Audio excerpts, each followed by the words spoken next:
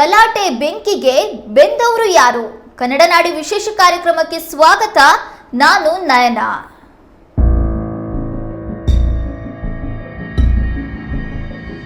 Corona ಹೊಡೆತಕ್ಕೆ ಶಿವಮೊಗ್ಗ ಜನತೆ ನಲುಗಿ ಹೋಗಿದ್ದಾರೆ. 2 ವರ್ಷ ಕೊರೋನಾ ಕಾರಣಕ್ಕೆ ಕೈಗಾರಿಕೋದ್ಯಮಿಗಳು, ವ್ಯಾಪಾರಿಗಳು ಭಾರಿ ನಷ್ಟ ಅನುಭವಿಸಿ ಈಗೀಗ ಚೇತರಿಸಿಕೊಳ್ಳುವ ಹಂತದಲ್ಲಿದ್ರು. ಇದೀಗ ಮತ್ತೆ ನಷ್ಟದ ಹಾದಿ ಹಿಡಿಯುವಂತಾಗಿದೆ. ಸಾಲು ಸಾಲಾಗಿ ಹೇರಿದ 144 ಸೆಕ್ಷನ್ ಹಾಗೂ ಕರ್ಫ್ಯೂ ಕಾರಣಕ್ಕೆ ಶಿವಮೊಗ್ಗದ ವ್ಯಾಪಾರಿಗಳು, ದಿನಗೂಲಿ ಮಾಡುವ ಜನರು, ಬೀದಿ ಬದಿ ಹಣ್ಣು ತರಕಾರಿ ಮಾರುವವರು ಸೇರಿದಂತೆ ಎಲ್ಲರೂ ಕೂಡ ಒಂದಲ್ಲ ಒಂದು ರೀತಿಯಲ್ಲಿ ನಷ್ಟವನ್ನ ಅನುಭವಿಸಿದ್ದಾರೆ. ಇದಕ್ಕೆಲ್ಲ ಕಾರಣವಾಗಿದ್ದು ಹಿಜಾಬ್ ವಿವಾದ ಹಾಗೂ ಬಜರಂಗದಳ ಕಾರ್ಯಕರ್ತ ಹರ್ಷನ ಕೊಲೆ ಪ್ರಕರಣ. ಹರ್ಷನ ಕೊಲೆ ನಡೆದ ಬೆನ್ನಲ್ಲೇ ನಗರದಲ್ಲಿ ನಡೆದ ಭಾರೀ ಹಿಂಸಾಚಾರ ಕರ್ಫ್ಯೂ ಹೇರುವಂತೆ ಮಾಡಿತು. ಮುನ್ನೆಚ್ಚರಿಕಾ ಕ್ರಮವಾಗಿ ಕರ್ಫ್ಯೂ ಜಾರಿ ಮಾಡಿದ ಪರಿಣಾಮ ಇಡೀ ಶಿವಮೊಗ್ಗ ನಗರ ಸ್ತಬ್ಧವಾಯಿತು. ಇದೀಗ ಈ ಕುರಿತಾದ ಒಂದು ರಿಪೋರ್ಟ್ ಇಲ್ಲಿದೆ ನೋಡಿ. ಉಡುಪಿಯ ಕುಂದಾಪುರದ ಕಾಲೇಜೊಂದರಲ್ಲಿ ನಡೆದ ಹಿಜಾಬ್ ವಿವಾದ ಪ್ರಕರಣ ಅಕ್ಕಪಕ್ಕದ ಜಿಲ್ಲೆಗಳು ಸೇರಿದಂತೆ ಇಡೀ ರಾಜ್ಯಕ್ಕೆ ವ್ಯಾಪಿಸಿತು. ಪರಿಣಾಮ ಶಿವಮೊಗ್ಗದಲ್ಲೂ ಇದರ ಬಿಸಿ ಜೋರಾಗಿಯೇ ಇತ್ತು. ಶಿವಮೊಗ್ಗೆಯ ಸಹ್ಯಾದ್ರಿ ATNCC ಕಾಲೇಜು ಸೇರಿದಂತೆ ಹಲವೆಡೆ ಹಿಜಾಬ್ ಮತ್ತು ಕೇಸರಿ ಪ್ರತಿಭಟನೆಗಳು ನಡೆದವು. ಮುನ್ನೆಚ್ಚರಿಕಾ ಕ್ರಮವಾಗಿ ಜಿಲ್ಲಾಡಳಿತ ಶಾಲಾ ಕಾಲೇಜುಗಳಿಗೆ ರಜೆ ಘೋಷಿಸಿ ನಗರದಲ್ಲಿ 144 ಸೆಕ್ಷನ್ ಅನ್ನು ಜಾರಿ ಮಾಡಿತು.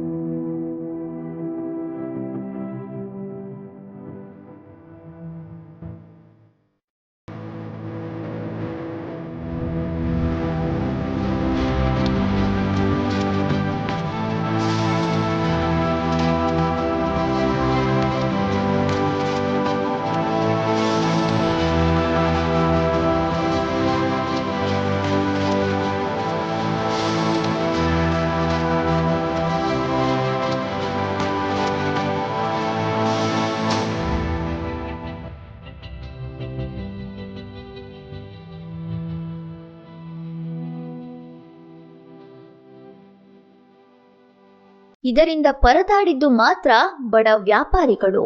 ಅದರಲ್ಲೂ ಹಣ್ಣು ತರಕಾರಿ ಮಾರುವವರು ಭಾರಿ ನಷ್ಟ ಅನುಭವಿಸುವಂತಾಯ್ತು. ಈ ವಿವಾದದ ಕಾವು ಜೋರಾಗಿದ್ದ ನಡುವೆಯೇ ಬಜರಂಗ ದಳದ ಕಾರ್ಯಕರ್ತ ಹರ್ಷನ ಹತ್ಯೆ ನಡೆಯಿತು. ಇದು ನಗರದಲ್ಲಿ ಭಾರಿ ಹಿಂಸಾಚಾರಕ್ಕೆ ಕಾರಣವಾಯಿತು.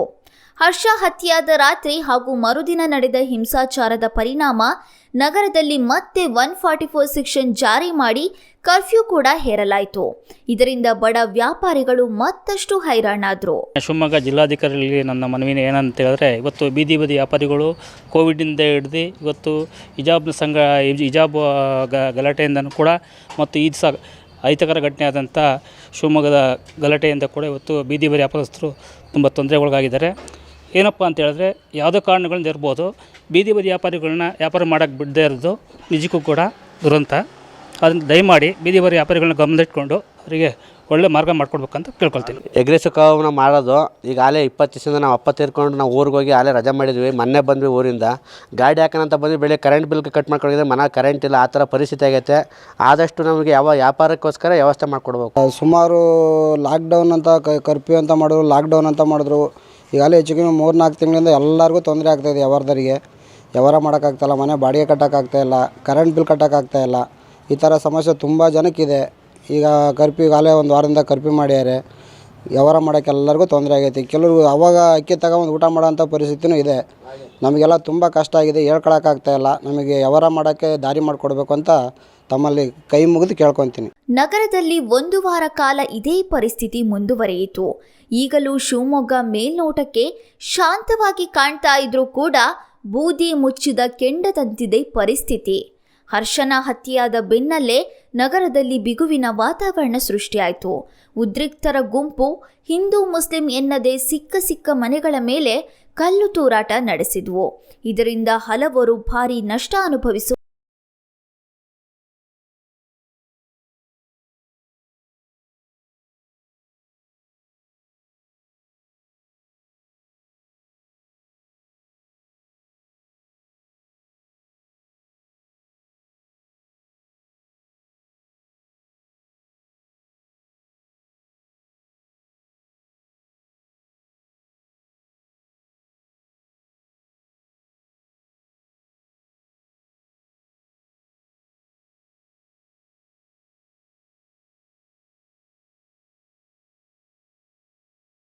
ನಮ್ಮ ಅಕ್ಕ ತಂಗಿ ಥರ ಚೆನ್ನಾಗಿದ್ದೀವಿ, ತಾಯಿ ಮಕ್ಕಳು ಥರ ಇದ್ದೀವಿ. ಇಲ್ಲಿ ಯಾರ್ದು ಏನೂ ಇರಲಿಲ್ಲ. ಬೇರೆಯವ್ರು ಬಂದವರು ಇಲ್ಲೊಂದು 4 ಜನ ಯಾರೋ ಸೇರ್ಕೊಂಡಿದ್ರು ಅಂತ ಹೇಳ್ತಿದ್ದಾರೆ. ಅದನ್ನು ನಾವು ನೋಡಲಿಲ್ಲ. ಅಂದರೆ ಟಿ ವಿಲಿ ತೋರಿಸಿದ್ದಾರೆ, ಎಲ್ಲ ನೋಡಿದ್ದಾರೆ. ಅವ್ರು ಬಂದು ಎಲ್ಲ ಸೇರ್ಕೊಂಡು ಇಂತಿಂಥವ್ರ ಮನೆ ಅಂತೇಳಿ ಹೊಡೆದು ಪುಡಿ ಮಾಡಿ ಹೋಗಿರೋದು ಸರ್. ಎಲ್ಲರೂ ನಮ್ಮ ಮನೆಗೂ ಕಲ್ಲೆಲ್ಲ ಎಸ್ತಿ ಇಲ್ಲಿದ್ದವು ಎಲ್ಲ ಟಬ್ಬೆಲ್ಲ ಹೊಡೆದಾಕಿ ಡ್ರಮ್ ಹೊಡೆದಾಕಿ ಅವ್ರ ಮನೆ ಡ್ರಮ್ ಎಲ್ಲ ಹೊಡೆದಾಕಿ ಹೋದ್ರು ಸರ್. ಆದರೂ ಕೈ ಕಾಲಿಗೆ ಬೀಳ್ತೀವಿ ಅಂತ ಬೇಡ್ಕೊಂಡ್ವಿ. ಆದರೂ ಅವರು ದೊಣ್ಣೆ ಹಿಡ್ಕೊಂಡು ಇಷ್ಟಿಷ್ಟು ದೊಡ್ಡನೆ ಹಿಡ್ಕೊಂಡಿದ್ದಾರೆ. ತಪ್ಪದು ಕಲ್ಲೆಲ್ಲ ಎಸೆಯೋದು ನೋಡ್ರೆ ಕೈ ಕಾಲೆಲ್ಲ ನಡುಗಿ ಮಕ್ಕಳಿಗೆಲ್ಲ ಜೀವ ತೆಗಿತಾರೆ ಅಂತೇಳಿ ಒಳಗೆ ಹೋಗ್ಬಿಟ್ವಿ ಸರ್. ಕೆಲವರಿಗೆ ಗಾಯಗಳು ಆಗಿ ಆಸ್ಪತ್ರೆ ಸೇರಿದ್ರು. ಒಂದೇ ದಿನದಲ್ಲಿ ಇಡೀ ಶಿವಮೊಗ್ಗ ನಗರ ಗಲಭೆಯ ಬೆಂಕಿಯಲ್ಲಿ ಹೊತ್ತಿ ಉರಿಯಿತು. ಪರಿಸ್ಥಿತಿ ಹತೋಟಿಗೆ ತರಲು ಜಿಲ್ಲಾಡಳಿತ ಕಠಿಣ ಕ್ರಮ ಕೈಗೊಳ್ಳಬೇಕಾಯಿತು. ಇದರ ಪರಿಣಾಮ ಮಾತ್ರ ಸಾಮಾನ್ಯ ಜನತೆ ಅನುಭವಿಸುವಂತಾಗಿದೆ.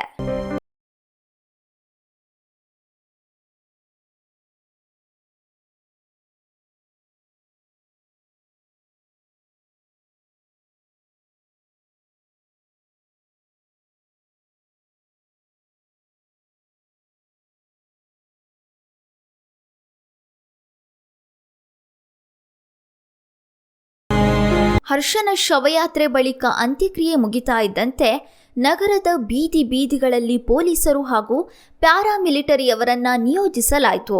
ಮನೆಯಿಂದ ಯಾರೂ ಹೊರಗೆ ಬಂದು ಓಡಾಡದಂತೆ ಪೊಲೀಸರು ಹದ್ದಿನ ಕಣ್ಣಿಟ್ಟಿದ್ರು. ಇದರಿಂದಾಗಿ ದಿನಗೂಲಿಯನ್ನೇ ನಂಬಿದ್ದ ಅದೆಷ್ಟೋ ಜನರು ಭಾರಿ ನಷ್ಟ ಅನುಭವಿಸಿದ್ರು.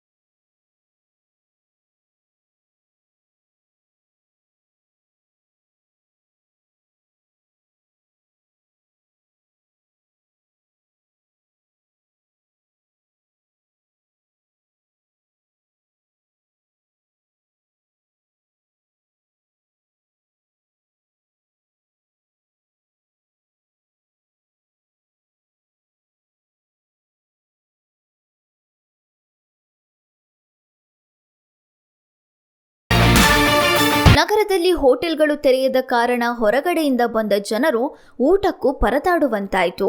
ಕರ್ಫ್ಯೂ ಪರಿಣಾಮ ನಗರದ ಕೈಗಾರಿಕೆಗಳು ಕೂಡ ಸ್ಥಗಿತವಾದವು. ಇದರಿಂದ ಕೆಲಸಗಾರರು ಕೂಲಿ ಇಲ್ಲದೆ ಪರದಾಡಿದ್ರೆ ಕೈಗಾರಿಕೋದ್ಯಮಿಗಳು ಅಪಾರ ನಷ್ಟ ಕಾಣುವಂತಾಯಿತು. ಓವರಾಲ್ ತೊಗೊಂಡ್ರೆ 100ರಿಂದ 150 ಕೋಟಿ ರೂಪಾಯಿ ಟರ್ನ್ ಓವರ್ ಲಾಸ್ ಆಗಿರ್ಬೋದು. ರೆವಿನ್ಯೂ ಲೆಕ್ಕಕ್ಕೆ ಬಂದರೆ ಖಂಡಿತ 30ರಿಂದ 40 ಕೋಟಿ ರೂಪಾಯಿ ಪರ್ ಡೇ ರೆವಿನ್ಯೂ ಲಾಸ್ ಆಗಿದೆ. ಈಗ 4-5 ದಿವಸ ಅಂತ ಹೇಳಿದ್ರೆ 200 ಕ್ರೋರ್ಸ್ ಮೇಲೆ ಹೋಗುತ್ತೆ. ಬಟ್ ಅದಕ್ಕಿಂತ ಹೆಚ್ಚಾಗಿ ಈಗ ಸ್ಟ್ರೀಟ್ ವೆಂಡರ್ಸ್ ಇರ್ಬೋದು ಅಥವಾ ಕೂಲಿ, ಈಗ ಸೇತುವೆ ಹತ್ರ ಹೋದರೆ ದಿವಸ 150-200 ಜನ ಕೆಲಸಕ್ಕೆ ಕಾಯ್ಕೊಂಡು ಇಟ್ಕೊಂಡಿರೋರು, ಅವ್ರಿಗೆ ಇವತ್ತು ಕೆಲಸ ಇಲ್ಲ ಅಂದಾಗ ಅವ್ರ ಪಾಡು ಏನಾಗುತ್ತೆ ಎಲ್ಲವನ್ನೂ ನಾವು ಯೋಚನೆ ಮಾಡಬೇಕು. ಕೇವಲ ಯಾವುದೋ ಒಂದು ಭಾವನಾತ್ಮಕ ಪ್ರತಿಕ್ರಿಯೆ ಮಾಡದೆ ತಾರ್ಕಿಕವಾಗಿ ರಿಯಲಿಸ್ಟಿಕ್ ಆಗಿ ಯೋಚನೆ ಮಾಡಿ ನಾಗರಿಕರು ಕೂಡ ಈ ಥರದ ಬಂದ್ ಮಾಡುವಂಥ ಕ್ರಿಯೆಯನ್ನು ನಿಲ್ಲಿಸಬೇಕು ಅಂತ ನಾನು ಕೇಳ್ಕೊಳ್ತೀನಿ. ಇದು ಹಿಂದೆನೂ ಭಾಳಷ್ಟು ಸಮಯಗಳಲ್ಲಿ ಹಿಂದೆ ಆಗಿತ್ತು, ಸರಿಯಾಗ್ತಾಯಿತ್ತು, ಮತ್ತು ಈಗ ಈ ಸರಿನೂ ಆಗಿದೆ. ಇದು ಮುಖ್ಯವಾಗಿ ಇದು ವರ್ತಕರಿಗೆ ನೇರವಾಗಿ ತೊಂದರೆ ಆಗುತ್ತೆ. ಮತ್ತು ಈ ಮದ್ಯ ಮಾರಾಟ ಸಂಘದ ವಿಚಾರದಲ್ಲಿ ಬಂದಾಗ ನಾವು ಸರ್ಕಾರಕ್ಕೆ ಅತ್ಯಧಿಕ ಒಂದು ರೆವಿನ್ಯೂವನ್ನು ಕೊಡುವಂಥ ಒಂದು ಇಲಾಖೆ, ಅಬಕಾರಿ ಇಲಾಖೆ ಆಗಿದೆ ಇವತ್ತು. ಸೊ ನಾವು ಅದೇ ಒಂದು ಇದರೊಳಗೆ ನಾವು ಸರ್ವಿಸನ್ನು ಕೊಡಬೇಕಾಗ್ತದೆ. ಸೊ ಈ ಥರ ಪದೇ ಪದೇ ನಮಗೆ ಮುಚ್ಚಿದಾಗ ನಮಗೆ ಭಾಳ ನಷ್ಟ ಮತ್ತು ಹಲವಾರು ತೊಂದರೆಗಳನ್ನು ನಾವು ಅನುಭವಿಸ್ಬೇಕಾಗತ್ತೆ. ಯಾಕಂದರೆ ಇದನ್ನೇ ನಂಬಿಕೊಂಡು ಭಾಳಷ್ಟು ಕುಟುಂಬಗಳು ಜೀವನ ಮಾಡ್ತಾಯಿರ್ತಾರೆ. ಹಾಗಾಗಿ ಮುಂದಿನ ದಿನಗಳಲ್ಲಿ ಈ ಥರ ಆಗಬಾರ್ದು ಅಂತೇಳಿ ನಾನು ಬಯಸ್ತೀನಿ. ಒಂದು ಒಳ್ಳೆಯ ರೀತಿಯಲ್ಲಿ ಶಿವಮೊಗ್ಗಕ್ಕೆ ಒಂದು ಶಾಂತಿ ಸುವ್ಯವಸ್ಥೆ ಒಂದು ಕಾಪಾಡುವಂಥ ಒಂದು ಕೆಲಸ ಆಗಬೇಕಾಗತ್ತೆ ಅಂತ ಹೇಳಿ ನಾನು ಇದು ಮಾಡ್ತೀನಿ. ಈಗಾಗಲೇ 2 ವರ್ಷದಿಂದ ಕೋವಿಡ್-19 ಈಗಾಗಲೇ ನಾವೆಲ್ಲ ತತ್ತರಿಸಿ ಹೋಗಿದ್ದೀವಿ ವ್ಯಾಪಾರಸ್ಥರು. ಈ ಸಮಯದಲ್ಲಿ ಈಗ 1 ವಾರಗಟ್ಟಲೆ ನಮಗೆ ಬಂದ್ ಮಾಡಿಸಿದರೆ ನಮಗೆ ತೊಂದರೆ ಆಗುತ್ತೆ. ಅದಕ್ಕೋಸ್ಕರ ಒಂದು ಸರ್ಟನ್ ಟೈಮಿಂಗ್ ಸಾರು ನಮಗೆ ಅವಕಾಶ ಕೊಡಿ, ಇದರಿಂದ ನಮಗೆಲ್ಲರಿಗೂ ಆರ್ಥಿಕವಾಗಿ ನಮಗೂ ಸುಧಾರಣೆ ಆಗುತ್ತೆ ಅಂತೇಳಿ. ಆಮೇಲೆ ಡಿ ಸಿ ಅವರಿಗೆ ಚೆನ್ನಾಗಿ ಗೊತ್ತಿದೆ ನಮ್ಮ ಶಿವಮೊಗ್ಗ ಜಿಲ್ಲೆಯಿಂದ ಎಷ್ಟು ಅಮೌಂಟು ಸರ್ಕಾರಕ್ಕೆ ಹೋಗುತ್ತೆ, ಮತ್ತು ನಮ್ಮ ಬಜಾರಿಂದ ಗಾಂಧಿ ಬಜಾರ್, ನೆಹರು ರೋಡು, ದುರ್ಗಿಗುಡಿ ಮತ್ತು ಸವಳಂಗ ರೋಡು, BH ರೋಡು ಇದೆ ಮೇನ್ ನಮ್ಮದು ಬಜಾರು. ಈ ಆ ಬಜಾರನ್ನೇ ಇವರು ಬಂದ್ ಮಾಡಿಸಿದ ಮೇಲೆ ಸರ್ಕಾರಕ್ಕೆ ಲಾಸ್ ಇದೆ. ಇದರಲ್ಲಿ ಹೇಳಿದರೆ ಕೆಲವು ಅಂಗಡಿಗಳಿಗೆ ಶಟರ್ಸ್ಗಳಿಗೆ ಹಾನಿ ಮಾಡಿದ್ದಾರೆ, ಬೋರ್ಡ್ಗಳಿಗೆ ಹಾನಿ ಮಾಡಿದ್ದಾರೆ. ಯಾಕಂದರೆ ಆ ಮೆರವಣಿಗೆ ಬಂದ ಟೈಮ್ನಲ್ಲಿ ನಾವೆಲ್ಲ ಬಾಗಿಲು ಹಾಕಿದ್ವಿ, ಕ್ಲೋಸ್ ಮಾಡಿರೋದ್ರಿಂದ ಬಾಗಿಲುಗಳನ್ನು ಹಾಳು ಮಾಡಿದ್ದಾರೆ, ಬೋರ್ಡ್ಗಳು ಒಡೆದಾಕಿದ್ದಾರೆ, ಕೆಲವು ಗ್ಲಾಸ್ಗಳು ಹಾಕಿರ್ತಾರಲ್ಲ, ಅಡ್ವರ್ಟೈಸ್ಮೆಂಟ್ ಹಾಕಿರೋ ಗ್ಲಾಸ್ಗಳೆಲ್ಲ ಒಡೆದಾಕಿದ್ದಾರೆ. ಈ ಥರ ಎಲ್ಲ ಹಾನಿಯಾಗಿದೆ. ಹೊರಗಡೆ ಹಾನಿಯಾಗಿದೆ, ಒಳಗಡೆ ಯಾರ್ದು ಹಾನಿಯಾಗಿಲ್ಲ. ಇಡೀ ನಗರ ಸ್ತಬ್ಧವಾದ ಹಿನ್ನೆಲೆ ಶಾಲಾ ಕಾಲೇಜುಗಳಿಗೂ ರಜೆ ನೀಡಲಾಗಿತ್ತು. ಈಗಾಗಲೇ ಕೊರೋನಾ ಹಿಜಾಬ್ ಅಂತ ಪಾಠ ಪ್ರವಚನದಿಂದ ದೂರ ಉಳಿದಿದ್ದ ವಿದ್ಯಾರ್ಥಿಗಳು ಈ ಘಟನೆಯಿಂದ ಮತ್ತೆ ಅದೇ ಪರಿಸ್ಥಿತಿ ಎದುರಿಸುವಂತಾಯಿತು. ಪರೀಕ್ಷೆಗಳು ಸಮೀಪಿಸುತ್ತಿರುವ ಕಾರಣ ಈಗ ವಿದ್ಯಾರ್ಥಿಗಳಿಗೆ ತರಗತಿಗಳು ಅನಿವಾರ್ಯವಾಗಿವೆ. ಈ ಬಗ್ಗೆ ಮತ್ತಷ್ಟು ಮಾಹಿತಿ ಇಲ್ಲಿದೆ, ನೋಡ್ಕೊಂಡು ಬನ್ನಿ. ಶಿವಮೊಗ್ಗ ನಗರದ ಜನತೆಗೆ ಒಂದರ ಮೇಲೆ ಮತ್ತೊಂದು ಎಂಬಂತೆ ಹೊಡೆತಗಳು ಬೀಳುತ್ತಲೇ ಇವೆ. ಸೋಮವಾರದಿಂದ ಶಾಲಾ ಕಾಲೇಜುಗಳನ್ನು ಓಪನ್ ಮಾಡುವಂತೆ ಜಿಲ್ಲಾಡಳಿತ ಸೂಚನೆ ನೀಡಿದೆ. ಆದರೆ ಯಾವ ಕ್ಷಣದಲ್ಲಿ ಮತ್ತೇನಾಗುತ್ತೋ ಅನ್ನೋ ಆತಂಕ ಮಾತ್ರ ಶಿವಮೊಗ್ಗ ಜನರ ಮನಸ್ಸಿನಿಂದ ದೂರವಾಗಿಲ್ಲ. ವಿದ್ಯಾರ್ಥಿಗಳಲ್ಲೂ ಕೂಡ ಆತಂಕ ಇದ್ದೇ ಇದೆ. ಆದರೂ ಇದು ಪರೀಕ್ಷಾ ಸಮಯವಾಗಿರೋ ಕಾರಣ ತರಗತಿಗಳಿಗೆ ಬರಲೇಬೇಕಾಗಿದೆ. ಕೊರೋನಾ ಸಮಯದಿಂದಾಗಿ ವಿದ್ಯಾರ್ಥಿಗಳು ಶೈಕ್ಷಣಿಕವಾಗಿ ತುಂಬಾ ಹಿಂದುಳಿದಿದ್ದಾರೆ. ಅದರ ನಡುವೆಯೇ ಹಿಜಾಬ್ ವಿವಾದ ಕೂಡ ಒಂದಷ್ಟು ದಿನ ವಿದ್ಯಾರ್ಥಿಗಳ ತರಗತಿಗಳನ್ನು ನುಂಗಿ ಹಾಕಿತು. ಅದರ ಬೆನ್ನಲ್ಲೇ ನಡೆದ ಹರ್ಷ ಕೊಲೆ ಪ್ರಕರಣ ಕೂಡ ವಿದ್ಯಾರ್ಥಿಗಳನ್ನು ಶಾಲಾ ಕಾಲೇಜುಗಳಿಂದ ದೂರ ಉಳಿಯುವಂತೆ ಮಾಡಿತು. ಶಿವಮೊಗ್ಗ ನಗರದ ವಾತಾವರಣ ತಿಳಿಯಾದ ಹಿನ್ನೆಲೆ ಸೋಮವಾರದಿಂದ ಶಾಲಾ ಕಾಲೇಜುಗಳು ಮತ್ತೆ ಆರಂಭವಾಗ್ತಾ ಇವೆ.